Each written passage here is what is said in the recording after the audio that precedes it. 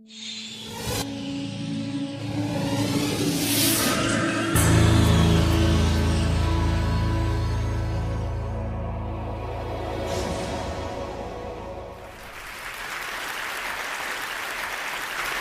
was born in Den Bosch, where the painter Hieronymus Bosch named himself after.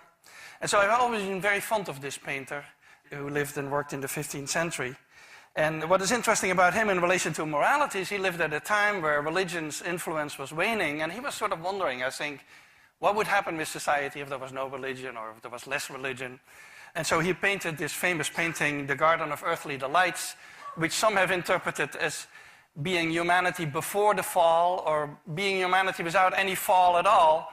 And so it makes you wonder what would happen if we hadn't tasted the fruit of knowledge, so to speak, and what kind of morality we would have.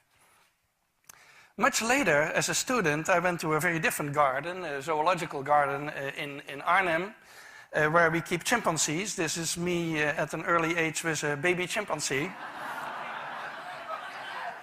And I discovered there that chimpanzees are very power-hungry, and wrote a book about it. And at that time, the focus in a lot of animal research was on aggression and competition. And actually, the whole picture of the animal kingdom, and humanity included, was that deep down we are competitors, we are aggressive, we are all out for our own profit, basically. This is the launch of my book.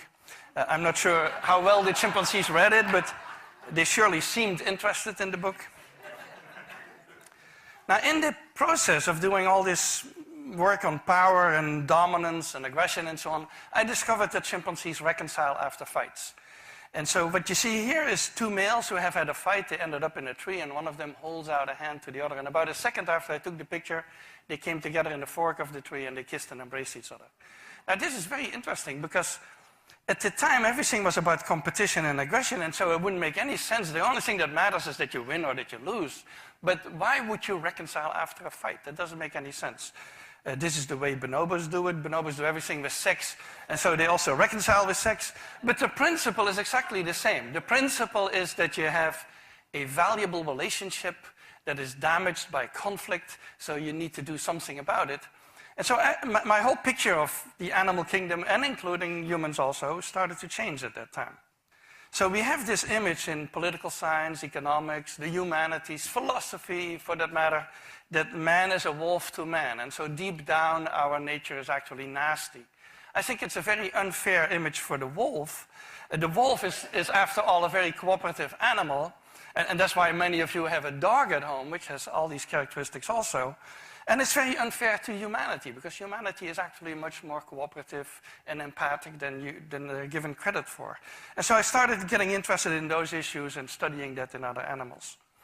So these are the pillars of morality. If you ask anyone what is morality based on, these are the two factors that always come out. One is reciprocity, and associated with it is a sense of justice and a sense of fairness.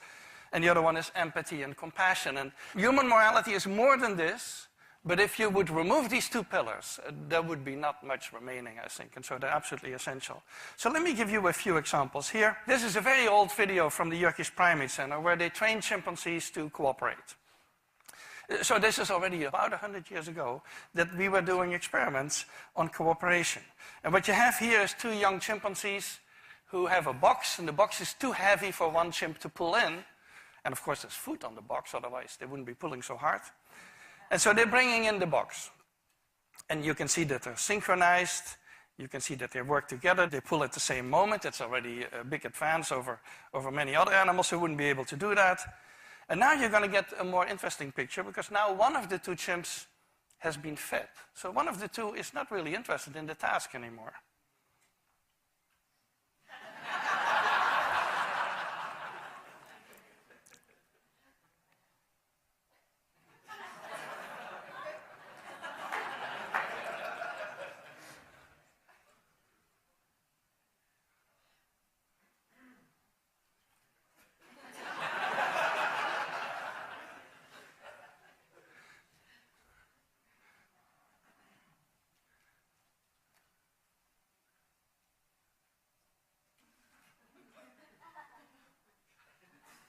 Now look at what happens at the very end of this.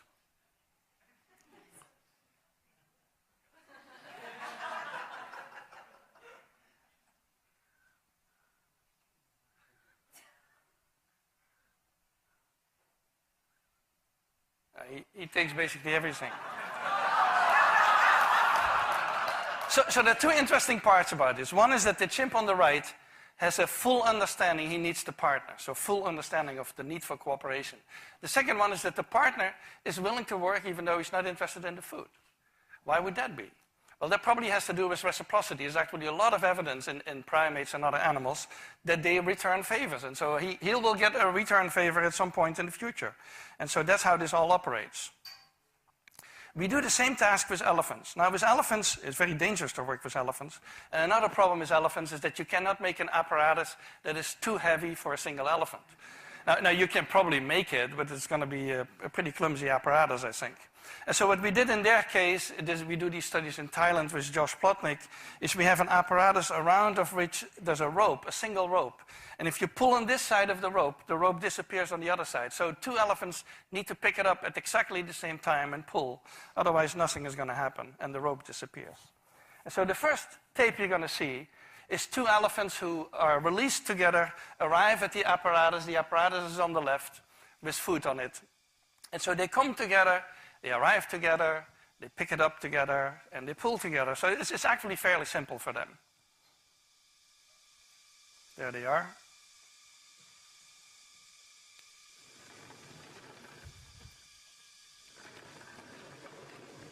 And so that's how they bring it in. But now we're going to make it more difficult, because the whole purpose of this experiment is to see how well they understand cooperation. Do they understand it as well as the chimps, for example? And so what we do in the next step is we release one elephant before the other, and that elephant needs to be smart enough to stay there and wait and not pull at the rope, because if he pulls at the rope, it disappears and the whole test is over. Now, this elephant does something illegal that we did not teach it, but it shows the understanding that he has, because he puts his big foot on the rope, stands on the rope and waits there for the other, and then the other is going to do all the work for him. So it's what we call freeloading. But it shows the intelligence that the elephants had. They developed several of these alternative techniques that we did not approve of necessarily. So the other elephant is now coming. And is going to pull it in.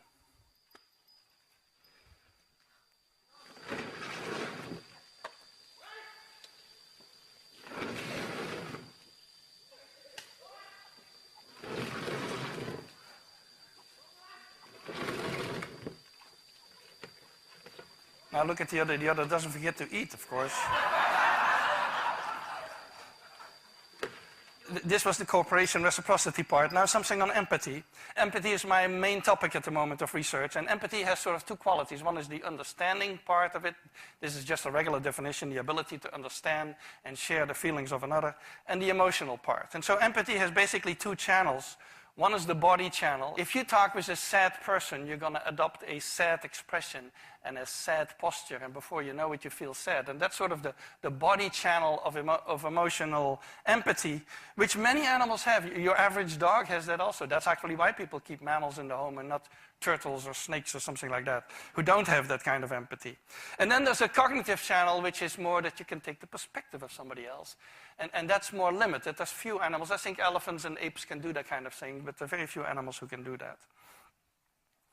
So synchronization, which is part of that whole empathy mechanism, is a very old one in the animal kingdom. And in humans, of course, we can study that with yawn contagion. Humans yawn when others yawn, and it's related to empathy. It activates the same areas in the brain. Also, we know that people who have a lot of yawn contagion are highly empathic. People who have problems with empathy, such as autistic children, they don't have yawn contagion. So it is connected. And we study that in our chimpanzees by presenting them with an animated head. So that's what you see on the upper left, an animated head that yawns. And there's a chimpanzee watching, an actual real chimpanzee watching a computer screen on which we play these animations.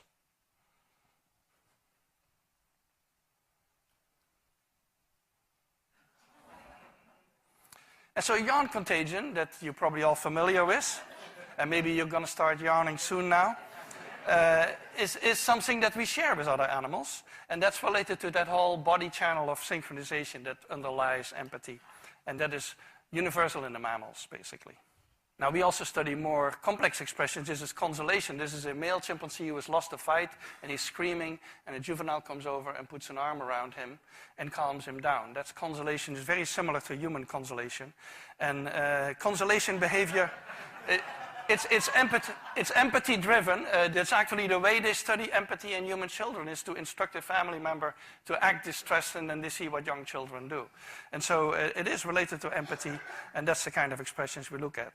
We also recently published an experiment, you may have heard about it, on altruism in chimpanzees, where the question is, do chimpanzees care about the welfare of somebody else? And for decades, it had been assumed that only humans can do that. Only humans worry about the welfare of somebody else. Now, we did a very simple experiment. We do that on chimpanzees that live in Lawrenceville, in the field station of Yerkes, and so that's how they live. And we call them into a room and do experiments with them. In this case, we put two chimpanzees side by side, and one has a bucket full of tokens, and the tokens have different meanings. One kind of token feeds only the partner who chooses, the other one feeds both of them. So this is a study we did with Vicky Horner. And here you have the two color tokens. So they have a whole bucket full of them. And they have to pick one of the two colors. You will see how that goes. So if this chimp makes the selfish choice, which is the red token in this case, he needs to give it to us. We pick it up. We put it on a table where there's two food rewards, but in this case only the one on the right gets food, and the one on the left walks away because she knows already that this is not a good test for her. And then the next one is the pro-social token. So the one who makes the choices, that's the interesting part here. For the one who makes the choices, it doesn't really matter. So she gives us now a pro-social token, and both chimps get fed. So the one who makes the choices always get a reward. So it doesn't matter whatsoever, and she should actually be choosing blindly. But what we find is that they prefer the pro-social token. So this is the 50% line, that's the random expectation. And especially if the partner draws attention to itself, they choose more. And if the partner puts pressure on them, so if the partner starts spitting water and intimidating them, then the choices go down, and they actually don't want to... It's as if they're saying, if you're not behaving, I'm not going to be pro-social today. And this is what happens without a partner, when there's no partner sitting there. And so we found that the chimpanzees do care about the well-being of somebody else, especially these are other members of their own group. So a final experiment that I want to mention to you is our fairness study. And so this became a very famous study, and there's now many more, because after we did this about 10 years ago, it became very well known. And we did that originally with capuchin monkeys, and I'm going to show you the first experiment that we did. It has now been done with dogs, and with birds, and with chimpanzees. But with Sarah Brosnan, we started out with capuchin monkeys. So what we did is we put two capuchin monkeys side by side. Again, these animals, they live in a group. They know each other. We take them out of the group, put them in a test chamber. And there's a very simple task that they need to do. And if you give both of them cucumber for the task, the two monkeys side by side, they're perfectly willing to do this 25 times in a row. So cucumber, even though it's really only water in my opinion, but cucumber is perfectly fine for them. Now, if you give the partner grapes, the food preferences of my capuchin monkeys correspond exactly with the prices in the supermarket. And so if you give them grapes, it's a far better food, then you create inequity between them. So that's the experiment we did. Recently, we videotaped it with new monkeys who had never done the task, thinking that maybe they would have a stronger reaction, and that turned out to be right. The one on the left is the monkey who gets cucumber. The one on the right is the one who gets grapes. The one who gets cucumber, note that the first piece of cucumber is perfectly fine. The first piece she eats. Then she sees the other one getting grape, and you will see what happens. So she gives a rock to us, that's the task. And we give her a piece of cucumber, and she eats it. The other one needs to give a rock to us. And that's what she does. And she gets a grape. And she eats it. The other one sees that. She gives a rock to us now, gets again cucumber.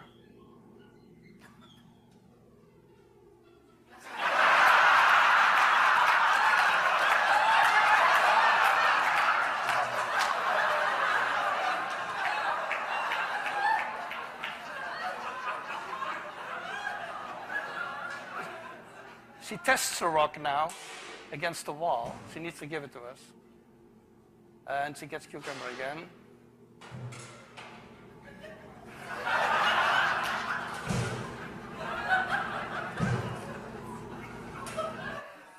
So this is basically the Wall Street protest that you see here.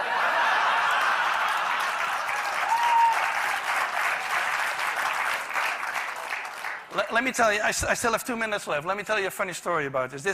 This study became very famous, and we got a lot of comments, especially anthropologists, economists, philosophers. They didn't like this at all because they had decided in their mind, I believe, that fairness is a very complex issue and that animals cannot have it.